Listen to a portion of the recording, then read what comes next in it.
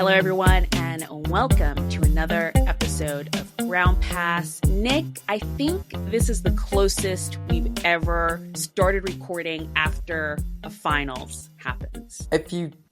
Probably. I mean, there was that one year. There was that 1 year when we recorded as Jannik Sinner was winning the match against Medvedev.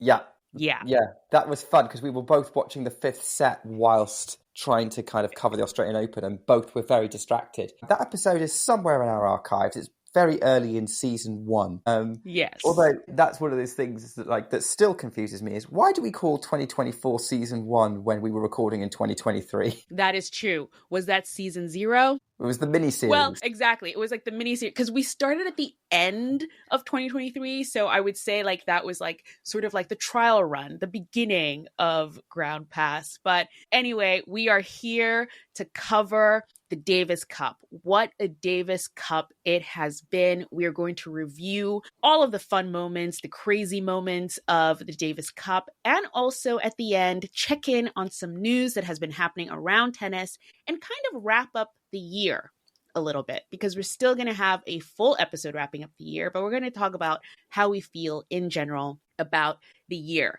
And, you know, Nick, what a long year it has been. It has been long. Players are saying it, we're saying it, and there might be some people who are like, I'm going to miss tennis now. And there is a part of me that's going, what am I going to watch for the next 6 weeks or so? The answer is the F1 for at least 2 of those, because yes, we will be occupied. Nicely. That's for the other podcast. The secret podcast that we're not telling anyone about. It's only for us. It's just, secret podcast. Secret F1 podcast. But yeah, so let us get into it, into this episode. And we will start, Nick, how we always start these episodes right? Yeah, we always start with an audience question. And this is the first audience question we've ever had through TikTok. So if you're listening to this, you found us on TikTok, welcome. We might be clipping this and releasing this on TikTok. So saying that, your questions do get answered in some way, shape or form. And I really, really liked this question, mostly because I like the opportunity to tease you, Anastasia. So this is the Davis Cup episode, in case you haven't seen from the title. And we had a question about the Davis Cup from a viewer on TikTok that was simply, where is the US? Anastasia, where is the US?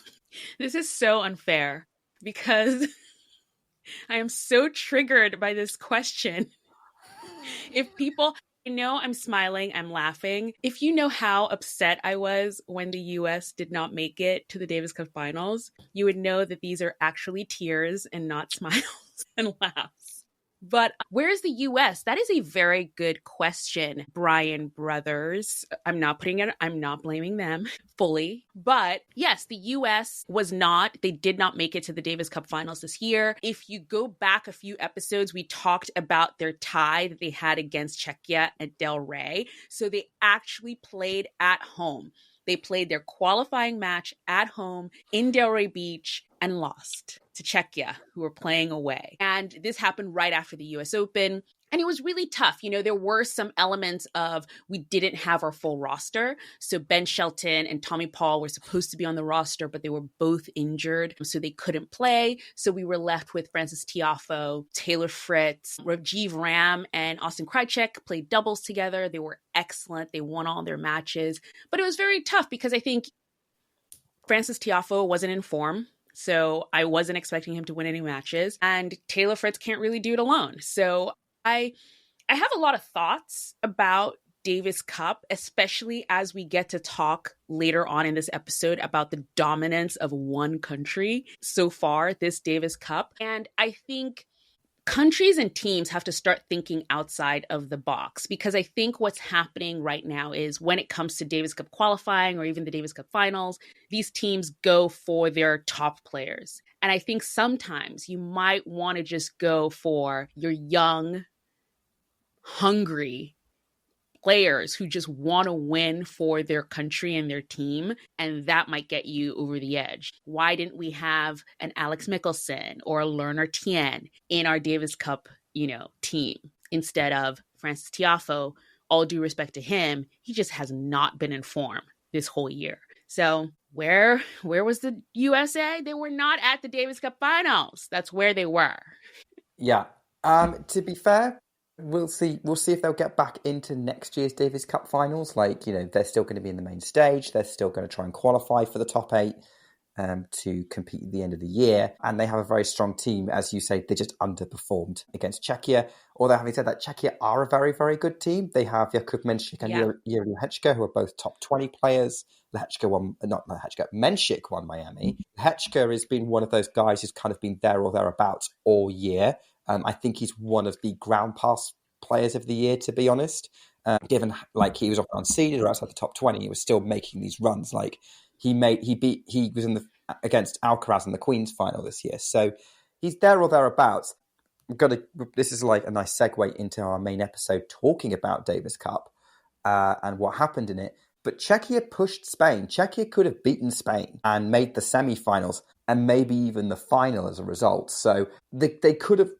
I think we're not necessarily giving Czechia the respect they deserve because they are a very, very strong tennis nation as well. You can put it down to being a bit of a bad draw for the US. Czechia was, in my opinion, one of the 3 or 4 best teams in the draw and will probably be again next year. So I think the US just needs a slightly better draw as well as picking some hungrier players, a bit more informed players, as you're talking about, because those are the kind of players that Davis Cup brings to the fore, as we saw in these finals, which again, we're going to go into what happened there, Anastasia. 'Twas a cold winter's night, and without any heat, I wore Bombas socks so they'd warm up my feet. Yay, my feet cried, these socks are the best. So cushy and warm, I can finally rest. But don't rest, I said, there's more, if you please. Bombas also makes underwear, slippers, and tees. And for each thing you purchase, they donate one new to someone who needs it so they're cozy too. Everybody deserves to feel good all the time, so gift Bombas this season. That's the end of this rhyme. Go to bombas.com/audio and use code AUDIO for 20% off your first purchase. Hey, it's Mark Marin from WTF here to let you know that this podcast is brought to you by Progressive Insurance. And I'm sure the reason you're listening to this podcast right now is because you chose it. Well, choose Progressive's Name Your Price tool, and you could find insurance options that fit your budget, so you can pick the best one for your situation. Who doesn't like choice?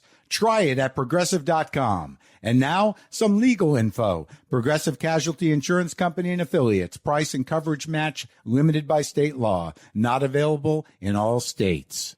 Grief doesn't keep a calendar. Anxiety doesn't clock out after 5. Depression doesn't care if it's your busy season. But support can still fit into your life. With Grow, you can find a therapist who meets you where you are. They connect you with thousands of independent licensed therapists across the U.S., offering both virtual and in-person sessions. You can search by insurance, provider specialty, treatment methods, and more to find a therapist who works for you. And if it's not the right fit, switching is easy. There are no subscriptions, no long-term commitments. You just pay per session. Find therapy on your time. Evenings, weekends, and cancel up to 24 hours in advance at no cost. Whatever challenges you're facing, Grow Therapy is here to help. Sessions average about $21 with insurance, and some pay as little as $0 depending on their plan. Visit growtherapy.com/ACAST today to get started. That's growtherapy.com/ACAST. growtherapy.com/ACAST. Availability and coverage vary by state and insurance plan. Yeah. Let's get right into it. But I think before we do, just to give a little bit of kind of a history of the last few years of the Davis Cup, because, if you're new to tennis and you're just coming into it and you're like, what's the Davis Cup? The Davis Cup has changed a lot from, back in the day where I saw this clip on Instagram, Nick, of when Spain played Argentina in the Davis Cup finals, and it was Rafa Nadal and he was playing and he won the match. So Spain had won away in Argentina. And the reason why that match kind of was on social media recently was because Spain's current team captain, David Ferrer, was talking about it and how that match was inspiration for this team. But the clip they showed was a stadium the size of like a football, like soccer, like a soccer stadium, and it was filled. I mean, it was like the World Cup. It was like the World Cup was happening and Argentina was playing against the UK, England, and it was like one of the biggest things ever. And you look at what the Davis Cup is now and you're like, how did we go from there to here? Because that's what's happened right now. The Davis Cup is definitely not as popular as it used to be. It had been held in Malaga for the last few years. Spain didn't really take advantage of that home court advantage. And now it has moved to be hosted in Bologna, which is in Italy, which is basically the home of the current just champions and the team that has dominated Davis Cup for the last few years, which we will talk more about later. That's a little bit about the backstory. I think the Davis Cup is going through some sort of like some changes to try and maybe attract more higher ranked players, you know, trying to go back to doing the home and away thing that they sort of was the whole essence of Davis Cup, was playing home and away and getting that team spirit vibe going again. But I think it has a long way to go, because I don't know about you, Nick, but a lot of my friends who are super casual fans, like I have a tennis group chat with my casual tennis friends, and it was silent during Davis Cup. And it never is. Like even during the regular season, like they'll be talking about like, oh, did you see Taylor Fritz playing here? Or did you do this? Or did you do that? It was silent for Davis Cup. Yeah. I mean, I have some thoughts about that when you're saying that. I think there's a lot of reasons for it and your specific case. So I know we're talking, do we want to talk about improvements for Davis Cup now or later in the podcast? Because I think this links to that. Yeah, we might as well do it now. We'll do it now. Okay, so my immediate thoughts are it's very similar to, I think we actually answered it with our earlier question, which about where is the US? All of your casual fans in that group chat are American. They are not going to pay attention to the Davis Cup unless the US is in it. I actually think there's probably countries that don't pay attention to the big World Cup, the Football World Cup, if they're not in it, really. I don't think, if I think about the last time England didn't get to the World Cup was 1994. Nobody talks about that World Cup in this country at all. We don't talk about it. But we'll talk about it whenever, we've got home nations in it and we've got a good chance of seeing lots of those. This is not a football podcast. True football, by the way. And I'm English, I have to say that. So, and it's a similar thing here, right? What does the Davis Cup need? It needs just a better TV deal, I think, overall, because it links to my wider point to what we're talking about. The reason why your guys aren't talking about it is the same way as my friends aren't talking about it, because GB wasn't in it. And by the way, nobody's asking where GB is. I'm offended. Like, you not miss us in the Davis Cup, the scrappy underdogs that are trying to desperately win another one, even though we don't necessarily have the top ranked players to do it. Like, we were like, okay, Andy Murray won it for us a few years ago. Still, we've got a load of doubles players who are really, really good, by the way. Just saying. Yep. But whenever Britain plays, British matches are always held posted on the BBC. Usually on iPlayer, not necessarily on one of the main channels, but it's basically super accessible. Like, I've got a friend of mine who has a bit more time on his hands now, admittedly, because he has a baby. Whenever Davis Cup or Billie Jean King Cup is on and GB are playing, it's on the BBC. If I wanted to watch the Davis Cup this week, I needed to get Tennis Channel International to watch it. And which now no longer exists internationally. Like, this is something I don't know if I've mentioned to you before, Anastasia, but if those of us who are watching things like United Cup or Davis Cup, Billie Jean King Cup, Tennis Channel International no longer exists as its own platform. You can only now access Tennis Channel content where they have the rights stream abroad through smart TVs or through Amazon Prime as an add-on. So that immediately shuts us out. We're not going to necessarily consume it. What was Davis Cup on? It was probably on Tennis Channel in the US, if I'm correct. Yeah. And again, it's only your hardcore fans are going to have Tennis Channel. Whereas for your slams and for everything else, like, I get it with the tours, like your 1000s or whatnot, like, you want to try tennis and dip your toe in the water by watching those. And it's the same for Davis Cup. But the thing is, if Davis Cup is supposed to be the international competition for tennis, it should be more accessible than the rest of the tour. Yeah. And there's other ideas in the mix that would also help with the accessibility and making it a little bit less intense, that would also get people excited for it, which we've talked about before, Anastasia, and I really like your ideas. But I think your base starting point is have a better TV deal to watch it that's accessible to as many people as possible to watch, and they will watch. And the ticket thing, like, you know, okay, we'd probably fill crowds. You could probably fit it better into the calendar. You could pick a different location or whatnot. Like that's a more logistical issue. But if you want to sort of get eyeballs on this event and hype it up to make people want to go and get tickets one day, put it on TV for people to get access to. Because I guarantee to you, if your group chat had access to Davis Cup matches and were able to watch the absolute thrill ride with Spain, Czechia, or Germany, Argentina that we had, the Belgian run, the everything that happened, like the Italy-Spain showdown that was basically discount Sincaraz. That's what you need, is that like you can just tune in and watch. And then also the Americans need to play better for the American casual fans to actually also care. That's true. Yeah.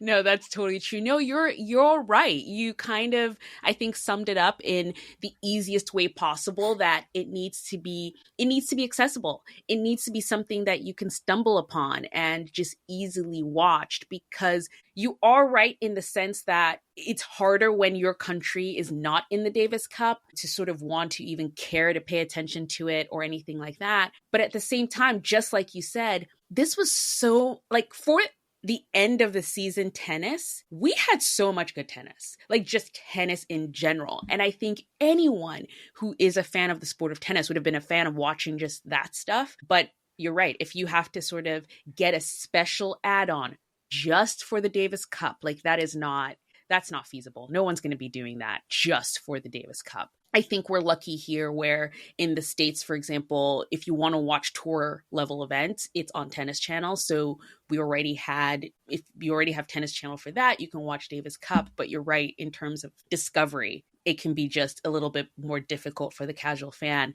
you know. And I think the last thing I'll say in terms of suggestion, because I think you nailed it really, that's the main thing that could improve Davis Cup. A lot of the players have been talking about making Davis Cup more scarce. If it is the World Cup of tennis, which is what Davis Cup has sort of positioned themselves as being, why not make it as scarce as the World Cup or, for example, the Olympics? The World Cup is not every year.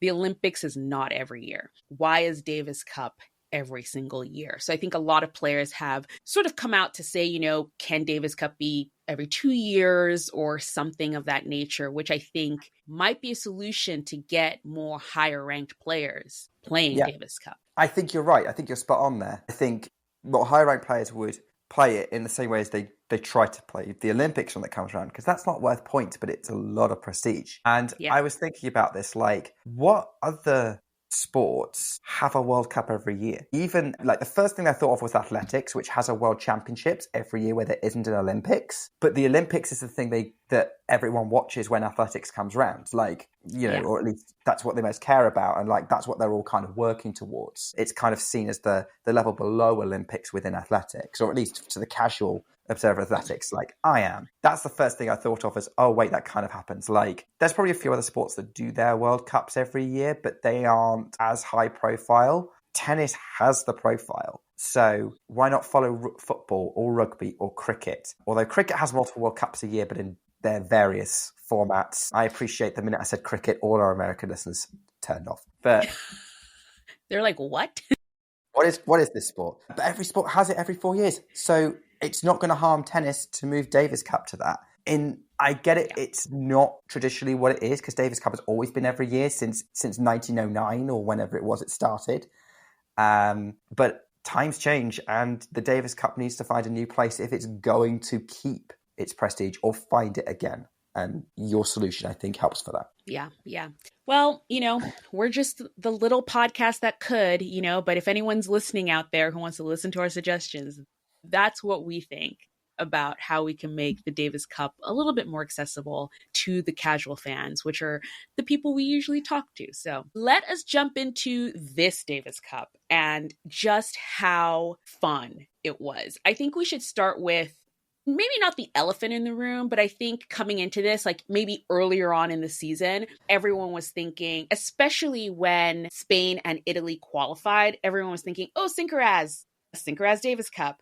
And then they just slowly started withdrawing from it. Sinner first kind of said, hey, I've won this already twice before. I'm going to not attend this Davis Cup and I'm going to take a longer off season. And with Carlos, he got all the way to Bologna in a van. He drove all the way there and obviously had to withdraw due to injury. So we didn't have Sinner. We didn't have Alcaraz at this Davis Cup. But we had some great teams and some great matches, and we still ended up with, I have to say, I love what you said. We still ended up with Discount Sincaraz as the final of the event.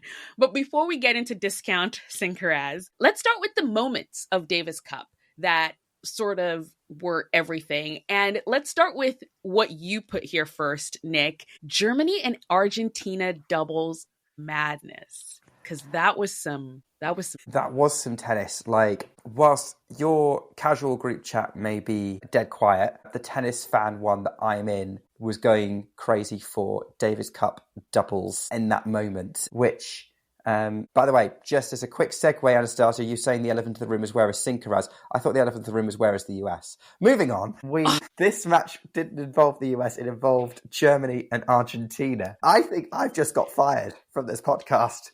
So Germany and Argentina, which was a really close one. Like, it went to the doubles, but it could not have done. Like, Cerundolo pushed Zverev in their match. The Argentinians could have watched it. I think Echeverry beat Struff in 3, and then Zverev managed to get over the line in 2 tight sets against Cerundolo. So it was nip and tuck.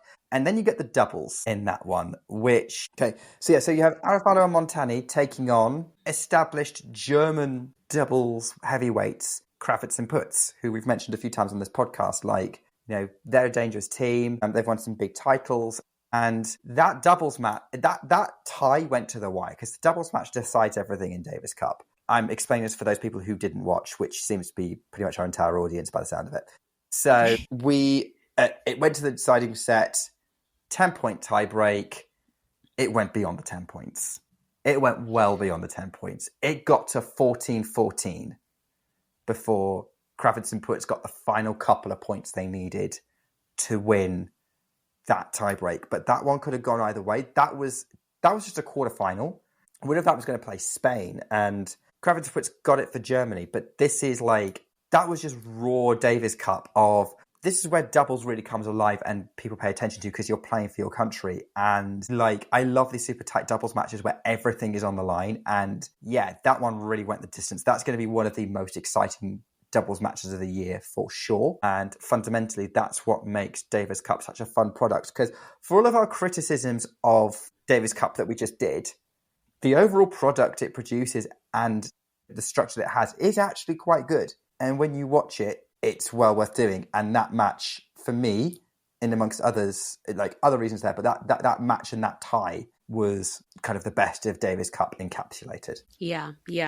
And I think this Davis Cup in particular was just the Davis Cup of tiebreaks, because the next thing that came up, or that I really wanted to talk about, was about Team Belgium. Team Belgium were kind of the feel-good story, I think, of the Davis Cup. Even the way they qualified, I remember we talked about this when we were talking about Rafael Collignon and how he was cramping through the qualifying, but still got it over the line. He beat Alex de Minaur in such a fabulous match to qualify, to help Belgium qualify for the Davis Cup. And they come into the finals, and their first match is against Team France. And I think nobody really gave them a shot of winning against, one half of the cousin duo in Rindiknecht, and then also, what's his name that we love that's so crazy and funny, French player Corentin Moutet. Yeah, who just I don't know, do we talk about Corentin Moutet pooping the bed, as they say? Are we desperately trying not to put the explicit tag on this podcast? Truly just trying not to have to tick that box on the podcast. But he truly truly pooped the bed when, and it's one of those things, if you don't know Corentin Moutet is just a character. I will never forget the Madrid Open. He's playing at night and he asks the umpire for coffee. And the umpire is like, we don't do that. We bring coffee to the court. And so a fan got him coffee. And it was just, but that's Corentin Moutet. That's just his vibe. He's either contentious with the crowd or he loves the crowd or he's just doing something crazy. And in this match against Team Belgium, he played the first match and he tried to, he was winning. He won the first set. They're in the second set. And he plays this shot where it could have just been an easy volley, but he decides to do this crazy trick shot between the legs and it goes straight into the net. And let's just say that was the beginning and end of the match. It went south from there. Rindignesh lost his match. And, Belgium came out on top. They had this really great celebration on court. Yeah, their next match was against Italy. And the match that really sort of was the defining match was the one between Zizou Bergs and Flavio Cobolli, where, just like you said with the Germany-Argentina match, the doubles that just was down to the wire, the deciding tie, basically. That's what this match was between Zizou Bergs and, because Matteo Berrettini had already won the first match against Rafael Collignon. So Zizou Bergs had to win to keep Belgium in. And he fought so hard. They got into a third set tiebreak. It went all the way to 17-15. Cobolli had to save 6 match points. And it was so devastating for Zizou Bergs, just having him just in tears on the bench and then having Cobolli in a Hulk moment ripping his shirt open. It was the definition of what Davis Cup is. And it was such a moment of just seeing the elation of one team and then the sadness of another. And that's sport. You can't all win, but it was definitely a Davis Cup moment for sure. 100%. Again, that's one of the things I love about it. And I think Zizou Bergs in particular was one of the, want to narrow it down, his contribution to that Belgian team was amazing. Because I think in your quarterfinal summary, I think we were focusing on the reasons why France lost, but we already know how, Collignon is a pretty good player anyway, and he was always going to be, maybe there was always a potential it was going to be a problem for Moutet, but Zizou Bergs really put it all out there this tournament because he beat Rindignesh, which is not easy right now. He's playing so well, and he was clearly elated by that. And then to go from the elation of taking out one of the favoured teams to the crushing low of narrowly losing to the lead Italian and Cobolli, because that could have gone to a doubles, and then who knows, doubles could go either way. All due respect to the Italian doubles team, who I don't think barely got to play, to be honest. I don't think they even needed the doubles. They didn't play at all. They didn't play at all, but they're no Rani Paolini. So the Italians didn't necessarily have that get out of jail free card, and the Belgians weren't bad. So that could have put the tie up in the air. And even though Bergs got that close, and he probably had match points of his own, right? Or in that tie break. Yeah. He got so close. For him to go all out there, I think a lot of people really like Zizou because he's got such a big heart, and the Davis Cup is the home for people with big hearts, and he proved that. So yeah, for me, I know that there's one player that you're saying is the MVP of Davis Cup, but I think Zizou Bergs is probably his biggest rival. Maybe also Cobolli, actually, but yeah, this Davis Cup, it was kind of hard to choose. But I picked one early on and I'm sticking with my pick. But, talking about big hearts, that brings us to the next moment of this Davis Cup, and that was Team Spain. Team Spain are the team that could. They were, what was it called? I think they were calling it La Davis del Pueblo, something like that. It was the Davis Cup of the people, because that's just how sort of grassroots and just so, simple the team was. They didn't have their number one player in Carlos Alcaraz, the number one player in the world. No one gave them a chance considering their draw, because they had to get through Team Czechia and then Team Germany, who at the at this Davis Cup had the second highest ranked player, well, the first highest ranked player in Alexander Zverev. And to get to the finals, like no one gave them a hope in hell. No one gave Jaume Munar, Pablo Carreño Busta, Pedro Martinez, and Marcel Granollers a chance at all to make it. And somehow they did. They made it to the finals, beating Czechia, beating Team Germany. And I have to say, Jaume Munar, this tournament, I mean, I think he sort of took on the spirit of the number one player in the world because he was like, if Carlos Alcaraz is not going to be here, I am going to Carlos Alcaraz all over this court, serve like vintage 90s Pete Sampras, and win this Davis Cup if I have to do it by hook or by crook. And he almost did. He was so close. So for me, Team Spain really, really are the heart, or were the heart of this Davis Cup because of those reasons. And also their team captain, David Ferrer, who, you know, I think if you're not knee deep in sort of tennis, you know, news and all of that, I think you might not know any of this, but David Ferrer has been the team captain of Spain for a while now. And last year during the Davis Cup, that was Rafa Nadal's kind of retirement. That was his retirement ceremony before the whole French Open thing that happened this year. And it didn't go great. You know, I think not everybody loved it. And I think I think it was front page news in the Spanish press of people not being really happy with David Ferrer. And then during this Davis Cup, there's been this whole hoopla about David Ferrer not bringing Alejandro Davidovich Fokina, who's the second highest ranked Spanish player, into the team this year. And so he's been dealing with a lot of stuff. And Nick, I don't know, do you know the Alejandro Davidovich Fokina story in this Davis Cup situation? Well, we did talk about it before when he wasn't put in originally, even though Alcaraz, so they picked Alcaraz as the number one and then he wasn't picked as number two. Yeah. And I remember him kind of kicking off about it and not being happy that he wasn't picked and, you know, things like that, and like being very public about it. I don't know if it's developed since. It hasn't really developed since. That's basically the long and short of it. But I think a lot of people, or at least what I've been reading, is people still say, well, David Ferrer didn't pick Alejandro Davidovich Fokina. And I'm like, Alejandro Davidovich Fokina did not want to show up as a number two, which Alejandro Davidovich Fokina, I like you, my guy, but you're the number two.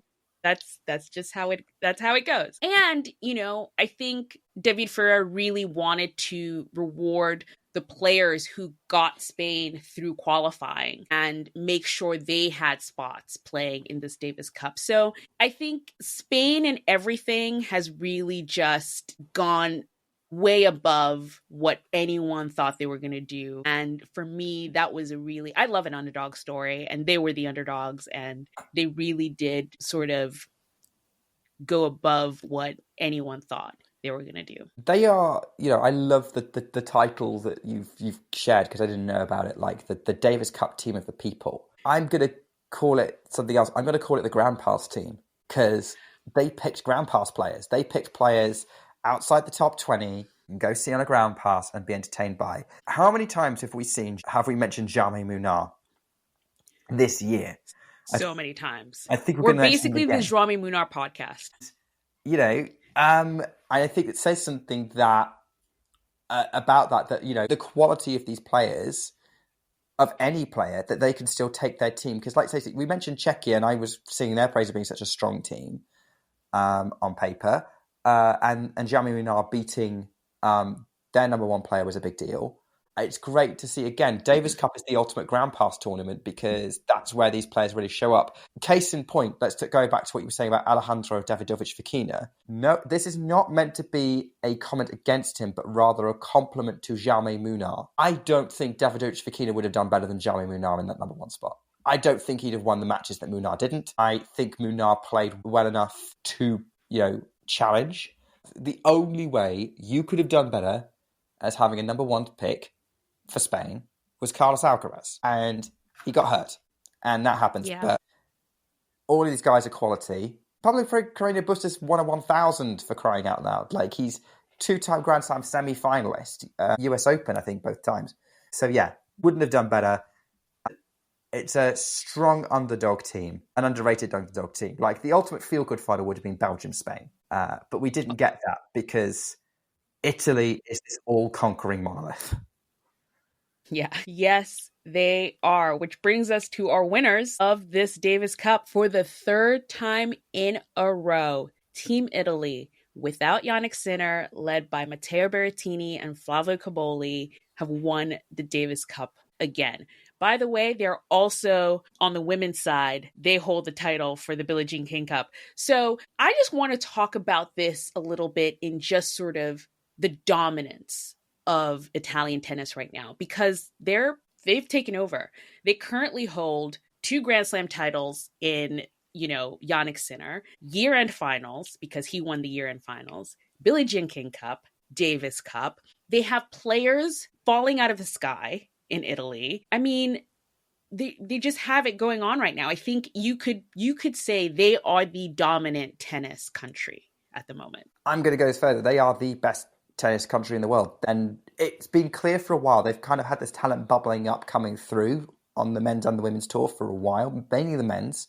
Like, how many Italians are there in the top 100 right now? Because you've got Jannik Sinner, you've got Lorenzo Musetti, who is this close to winning a 1,000 if things fall his way.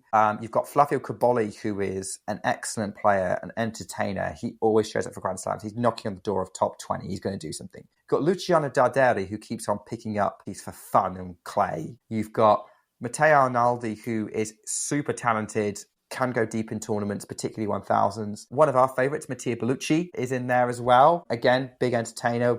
He's been we've interviewed him on the pod before. And I've just done 7 off the top of my head, and I know that there's more. Yeah. And you didn't even mention Berrettini yet, or Sonego.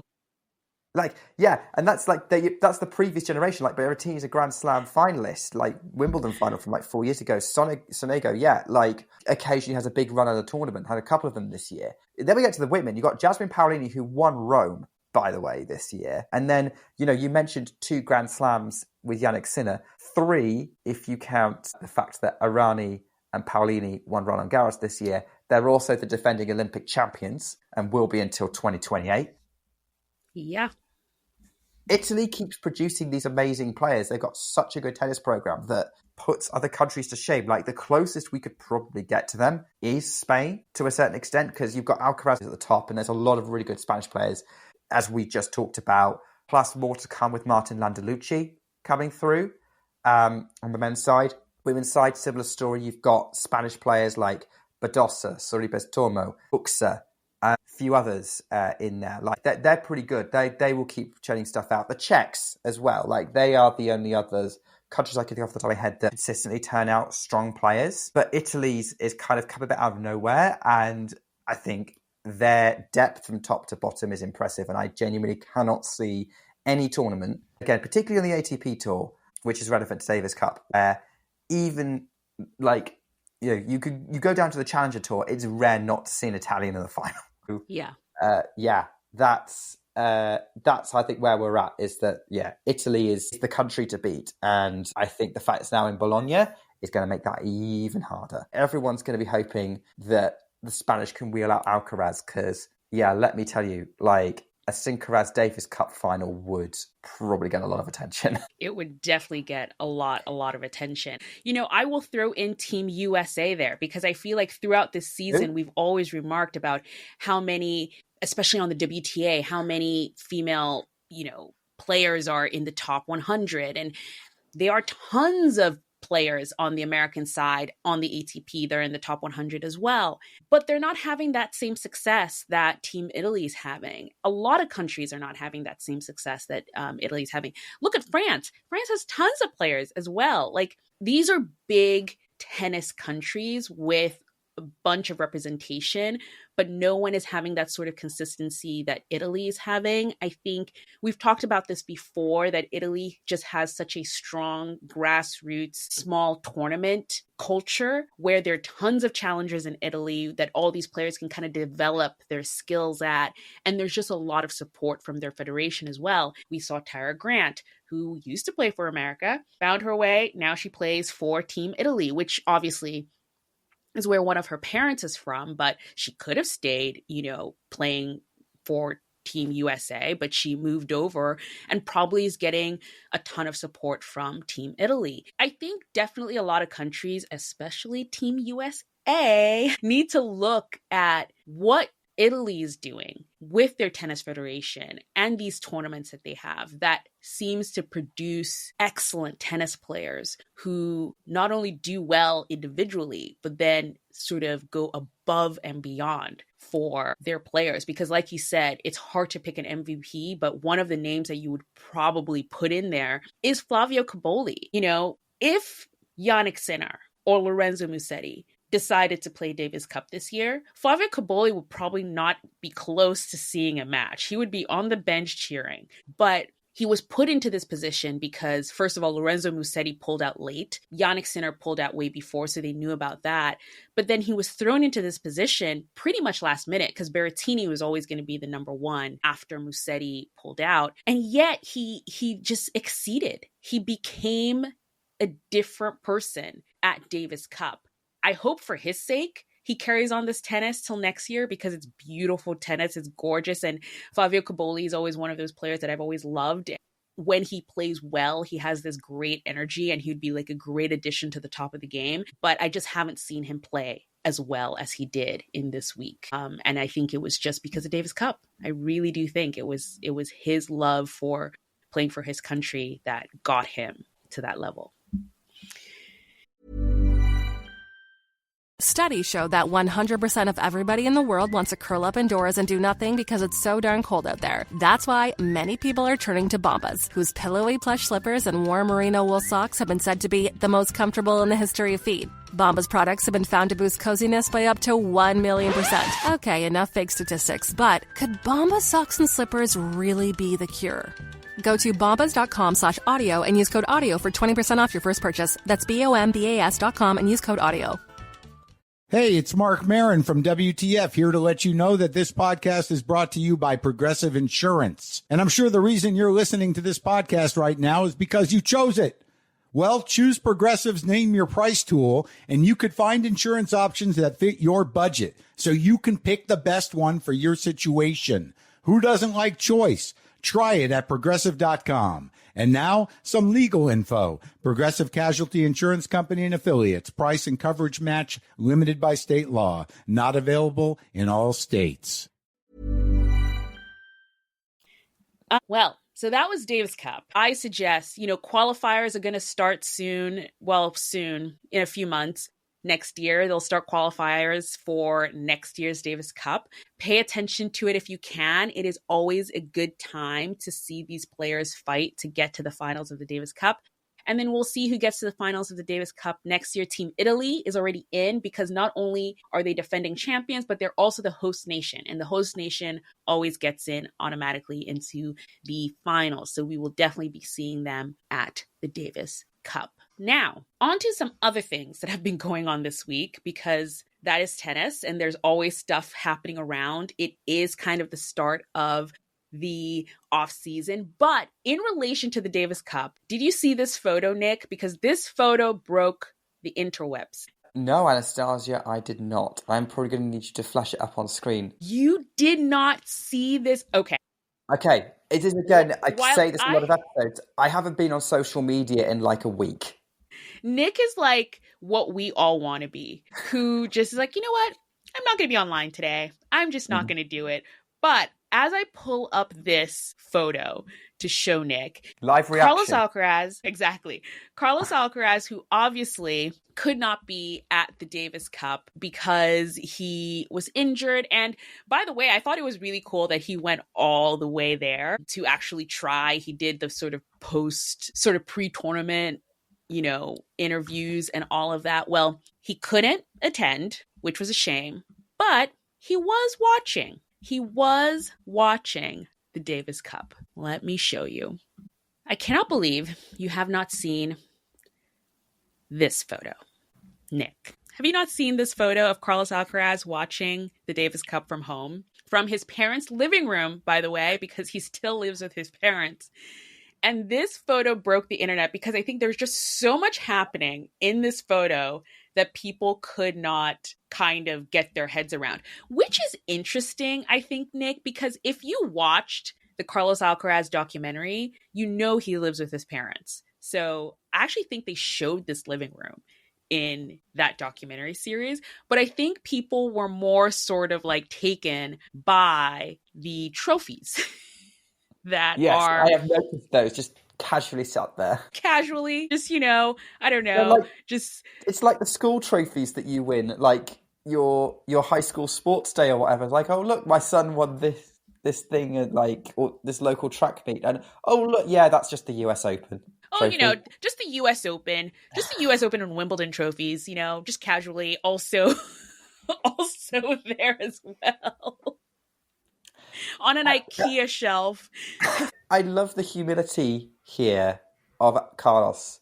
That I think a lot of the reaction would have come from, because I'm sat here going, yeah, that's just a nice living room. But you're right, it's not the living room of someone you would expect to be super highly successful, especially when you consider oh wait, he still lives with his parents. I don't know about you, Anastasia. If I had somehow won the prize money that Carlos Alcaraz had, and I lived with my parents, I would not still be living with my parents. I would not still be living with my parents. No way would I still be doing that. I'd be like, I'm getting my house. I would be like Coco Gauff, who, when she won the US Open that year, I think it was during the offseason, she was like, I have a house now. And I'm like, yes, you do. Yes, you do. Yes, you do. Carlos does not. Carlos is just casually resting his trophies on his parents' furniture. And I'm sure they're super proud, but I now have this vision one day of I was not going to do this because they're super proud of their son's achievements. It's so when are you going to move out? Because your stuff is now cluttering everything. The more Grand Slams he's going to win, the more space they're going to try and find for all these replica trophies that he has. And they're increasingly going to take over the house. And it's going to be so Carlos, where you need to keep these in your room. We do not have the physical space for this. Either you move out or you stop winning. Which he's not going to stop winning. So it's you got to get your own house. Can you imagine his parents build an extension just so they could put his trophies in?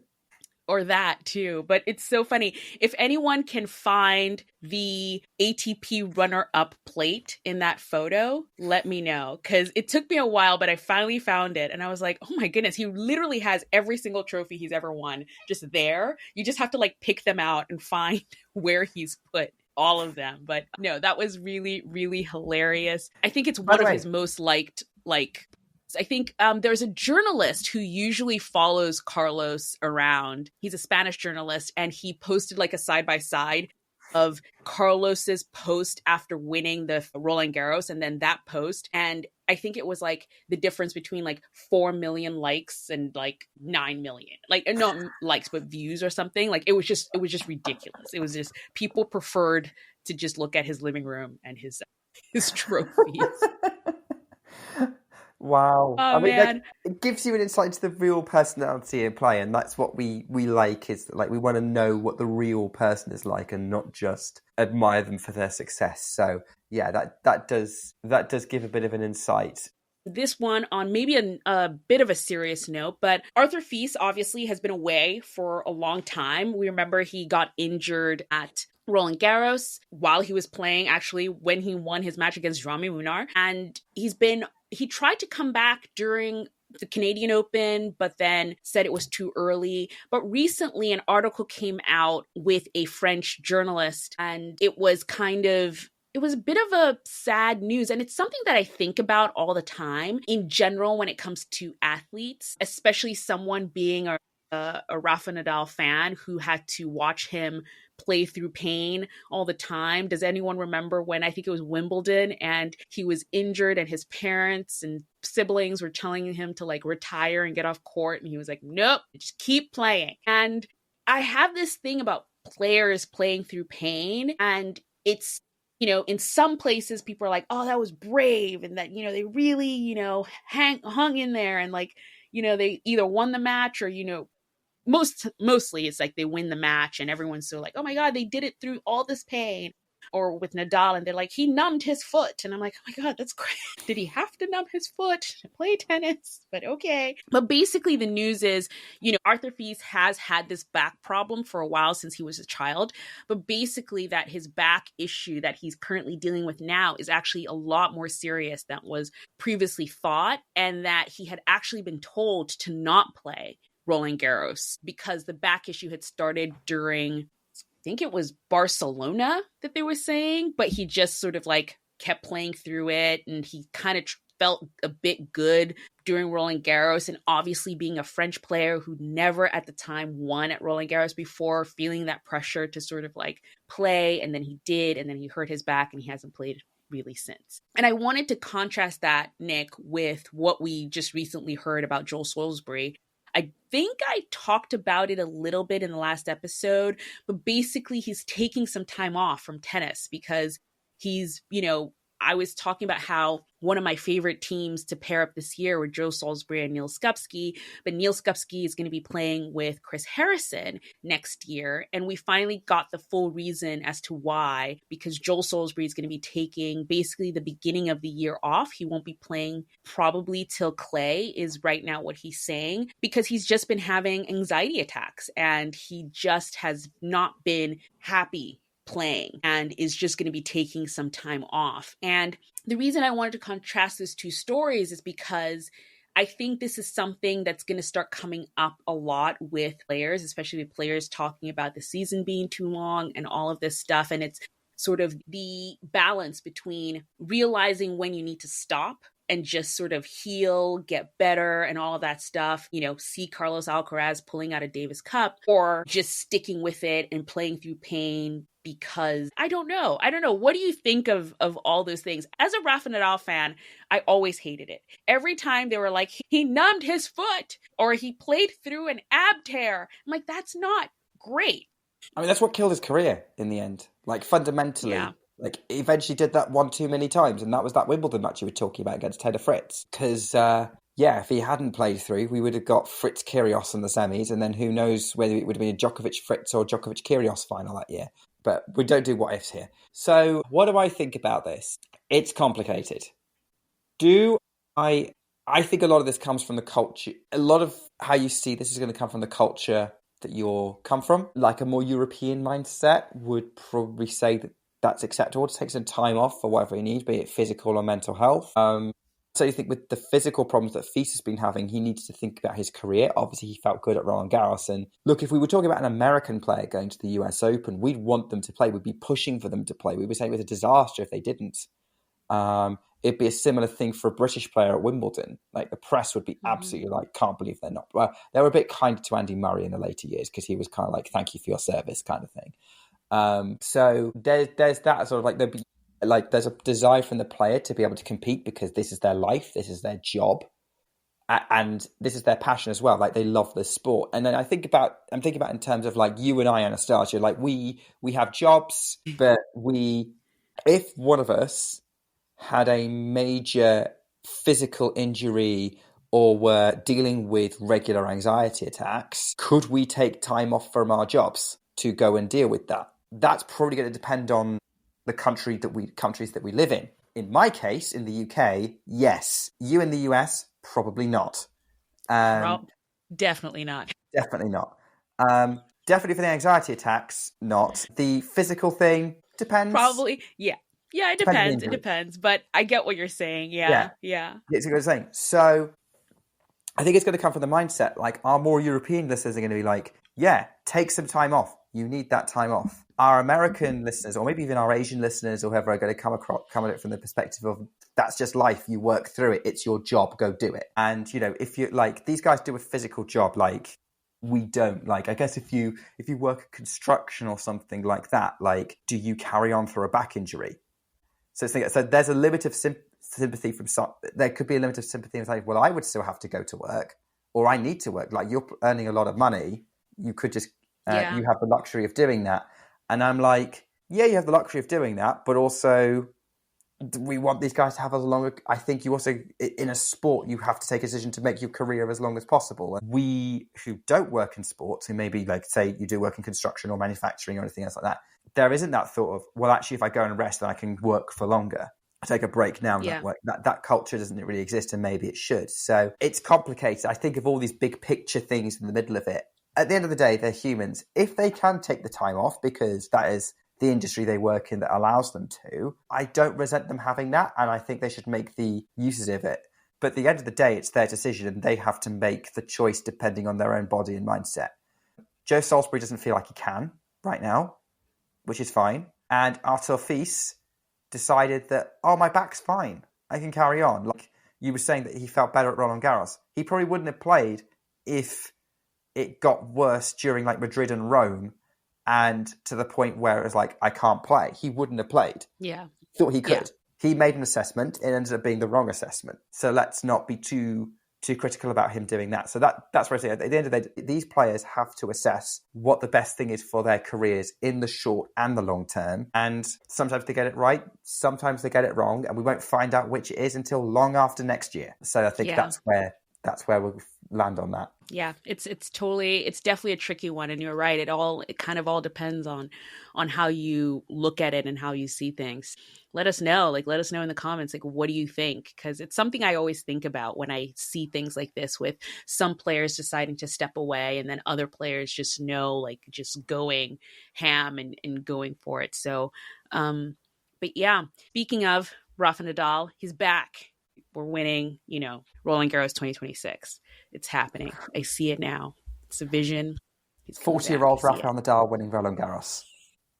It's his court, it's his thing. But if you haven't seen it yet, he posted a video of him training with Alex Ayala, because she is, she's part of the Rafa Nadal Academy. And he posted in the caption that he has not touched a racket in a year. Like, he has not played tennis in a year, which I thought, wow, that is crazy. But you're right. Like, he put his body through so much. I'm sure once it was time to just stop, I think he just kind of did a full stop a bit. But for someone who hadn't touched a racket in a year, Rafa, looking good. Let's think about it. Let's think about Roland Garros 2026. It's just one tournament. We have half the year to train, and we could come back and make it 15. You know what I mean? 15 is a nice round number. You sound like the Lewis Hamilton fans waiting for him to win his 8th Formula One World Championship in 2026 at 41, which you could. It's a bit more realistic, I would say.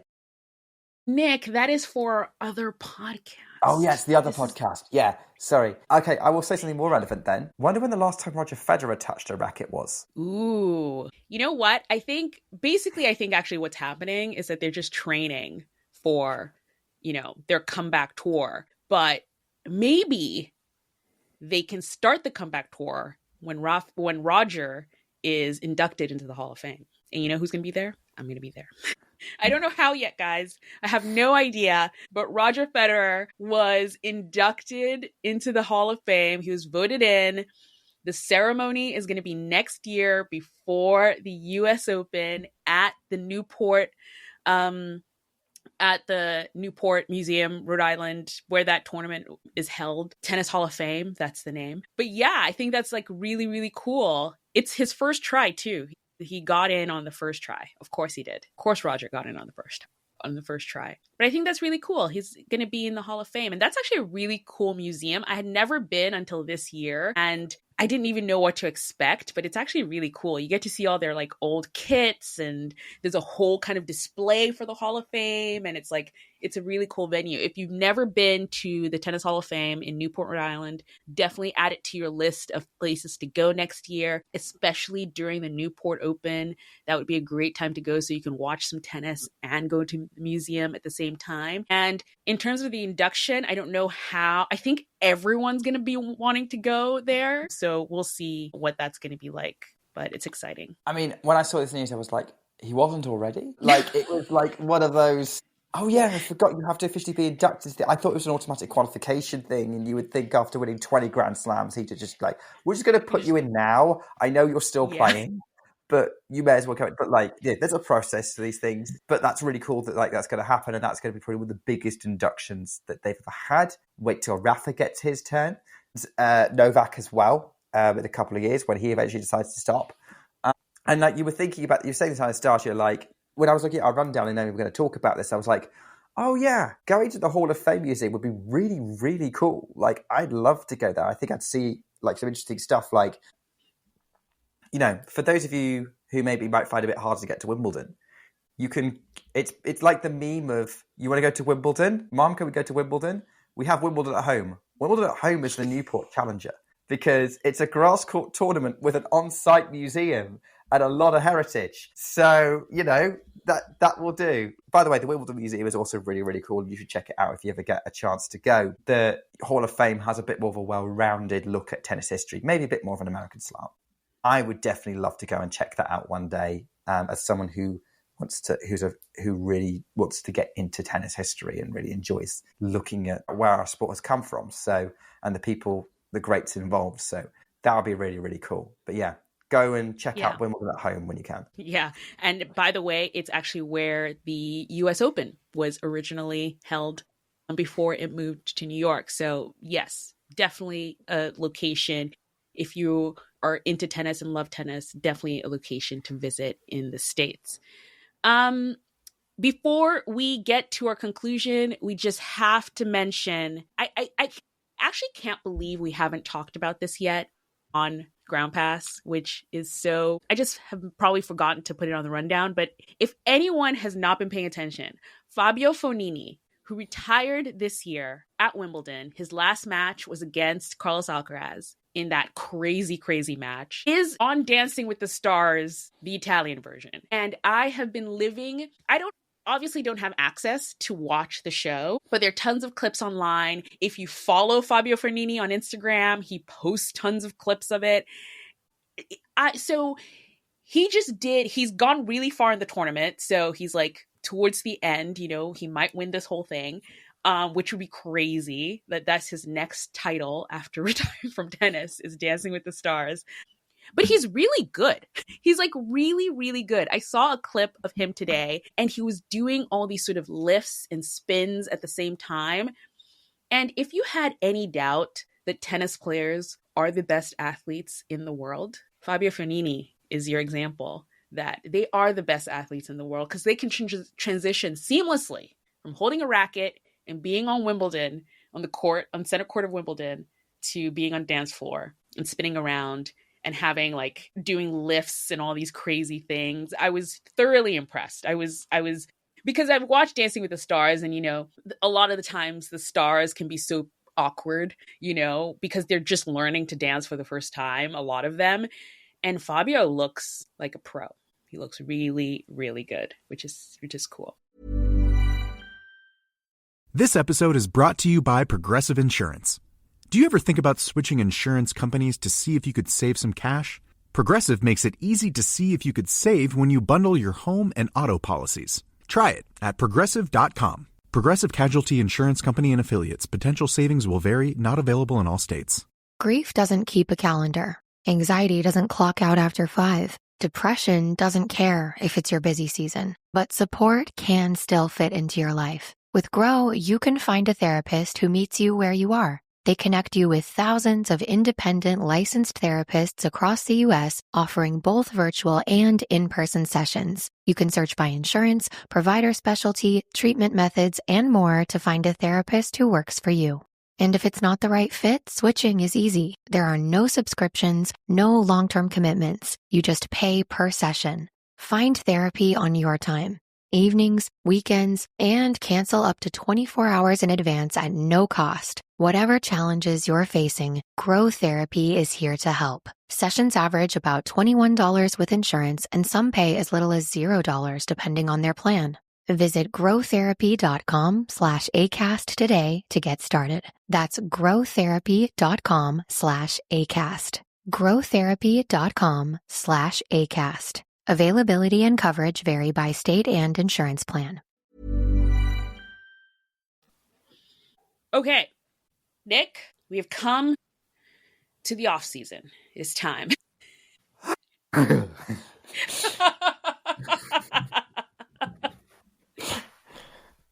That probably ruined everyone's headphones. I'm sorry. We did it. We made it to the off season.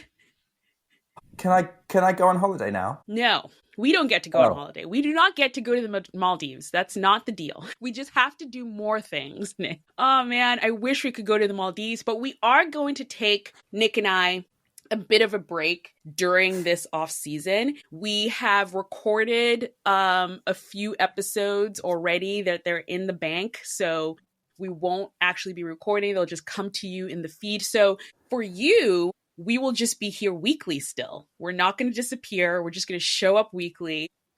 But Nick and I are definitely going to be taking a break because we'll be doing some stuff behind the scenes. We will be taking some time off from talking into a mic, which would be great. But yeah, so there are a few things coming up that we just wanted to mention as we wrap up this episode. But one of them is Groundpass now has our very first gift guide. Yes, we are jumping on the gift guide trend. But I was thinking about this the other day, and maybe because I had been sort of inundated with gift guides, like I just kept, all these publications had gift guides and I was seeing them everywhere. And I thought, wouldn't it be cool to have a Groundpass gift guide that was specific to new tennis fans trying to get into the sport? It has everything from tennis tickets to some exclusive Groundpass merch. Stay tuned for that. Bagels, because what is tennis without bagels? It's not tennis, actually. Check out our Groundpass gift guide. By the time you are listening to this, it is already live on our website. I will leave a link in the show notes of this episode on YouTube, and then also on the podcast feeds as well. So you can just go check out our gift guide. I hope you enjoy it. And if you have a tennis fan in your life, or you're just buying for yourself, because I definitely encourage that, buy things for yourself as well, I will leave that all there for you. What else? Nick, it's also Thanksgiving week for us Americans. It's our Thanksgiving. So what more can we do than to give thanks to all Groundpassers? Thank you guys, obviously, for being with us, but we're going to have a special little thank you specifically for Groundpassers who have bought merch. So if you don't follow us on Instagram, this is the best time to follow us on Instagram, because I will be posting every day a couple of Groundpassers and their tennis stories, just to say thank you, because we wouldn't really be anything without the people who listen to us chat about tennis, and we are very grateful for you guys. Last week, I did a mini pod by myself, and I mentioned at the end of the pod that we were, we had 17 ratings on Apple Podcasts, and wouldn't it be cool to get to 20? And last time I checked, we were at 19, and someone left such a beautiful, beautiful note for us. I will post it up here if you're watching this on YouTube, because it was just so nice that they left that note for us. So thank you so much for rating us and just caring about listening to us and what we say. It means a lot. And if you have bought merch and you haven't contacted me yet, all you have to do is send me a photo of yourself in the merch and an answer to the question, how you got into tennis or why you like tennis, and we will add you to our little thank you post that will be on Instagram. And I think we'll just keep it as a thing, because I think it's just one of those things where we can always, throughout the year, once in a while, just drop a little thank you to our Groundpassers, because you guys mean the world to us. What else, Nick? Oh, Nick, do you want to talk about our year-end review show and preview a little bit of what we're going to be doing? It's going to be glitz. It's going to be glam. It is the Groundpass Awards.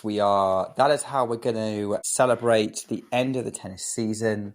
We're going to be highlighting all the great stories, as all great review shows should, as all awards shows should, particularly if it's for films, highlight great stories. And, we're going to have to figure out a way of narrowing down all the ones we think are best. So, we're going to be trying to pick out stories other than Sincaraz from the ATP Tour. We're going to be highlighting all the amazing new exciting talent that we've been seeing coming through on the WTA, American or otherwise. And of course, we will be celebrating doubles as well as singles in that podcast. Stay tuned. We have got some deliberating to do, and so do you.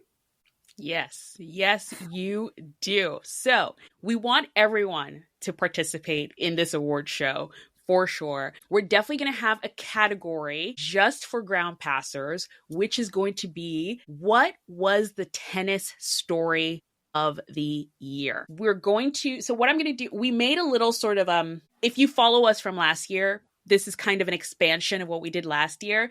So after this episode goes live, I'm going to post a little photo of all the categories, but one of the categories there is going to be story of the year, and send in your thoughts, who you thought was the best player, the most improved, all of that stuff. And then from that category, we're going to whittle it down to the nominees, which the nominees are going to come from you. We're not going to pick them. So the nominees will come from you, and then we will, on our award show, from the list of nominees, pick what we think is the story of the year, which is pretty much what you pick because you're the one picking the nominees. So I think that's really exciting. So yeah, the way it's going to work, just to make it very clear if you're listening to the podcast and you're going, oh, that sounds really good, how can I get involved? So this podcast is going to go out on Monday, the 24th of November, 2020. I had to think about what year it was then. It's so close to the year end that my brain is half in 2026, and which is not good for the secret podcast. But yeah, so this podcast is going out on the 24th of November, 2025. We will be recording on the 30th of November, 2025. So you have less than a week to get it in, because once we start recording, which we will agree a time. We haven't agreed a time yet, so we're not going to necessarily tell you, like, do we want to give them a time of, like, what can you get this into us by this time on the 29th or the 30th of November? Let's say by noon Eastern. I think that's just easier. Yeah, because we'll definitely works for me. Yeah, cool. So noon Eastern time, or that's 5 p.m. UK, or it's 6 p.m. in Europe. That's the time you have on the 30th of November to get your nominees in, and then we'll probably end up having a look at seeing what we can whittle these down to. And I'm looking forward to seeing what everyone says, and hopefully enough of you will say the same one several times that it will make it a lot easier. Yes. And I'm pretty sure people will think there were some pretty big stories that I think they'll rise to the top for sure. That came out of this year. So that's going to be our awards show. By the way, there's also going to be a fashion, style, and culture version as well, because that has become so many people, at least in real life that I meet, they're always like, oh my goodness, I really loved the fashion episode you did. So I think it's just something that people like. So we are also going to do a fashion version of the year in review. I'm going to be doing that hopefully with Jessica from Hardcourt, who has participated in a lot of those episodes. TBD, we'll see if I do it with her, but there'll be a special different post for that, and we will be in touch with you about what that is and the deadlines for that as well. This episode is brought to you by Progressive Insurance.